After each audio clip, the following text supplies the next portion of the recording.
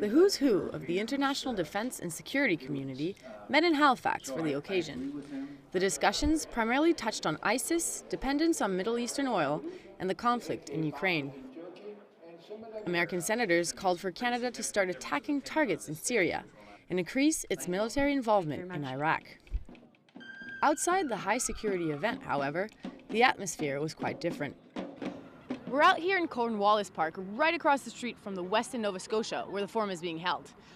Right behind me, we've got a small group of local anarchists, local peace activists that are all standing together here today to get their voice heard. The small but diverse group of people held signs and chanted to the sound of drums.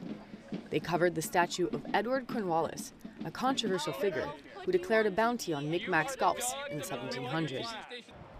No Harbour for War, the local group behind the demonstration, advocates against Canada's involvement in military offenses abroad. Our Air Force planes, the CF-18s over bombing Iraq and probably soon Syria, are they defending the interests of Canada? And when I say Canada, I mean Canadians. I don't mean the ruling elites. Bizanson has been distributing anti-war flyers for over a decade. He believes it is no coincidence that the organizers of the forum choose Halifax as the host city year after year. But it is an out-of-the-way place, you could say.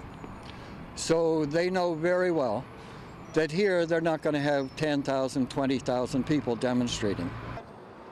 The forum is an organization headquartered in Washington, D.C.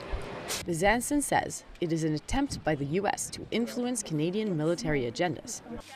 The protest lasted a few hours and drew a crowd of all ages, including 97-year-old peace activist Betty Peterson. I've been fighting against war in every war since the First World War. According to Betty and her fellow protesters, Canadian forces should be used to defend our sovereignty instead of fighting in conflicts abroad. For The Anchor, I'm Natasha MacDonald Dupuis.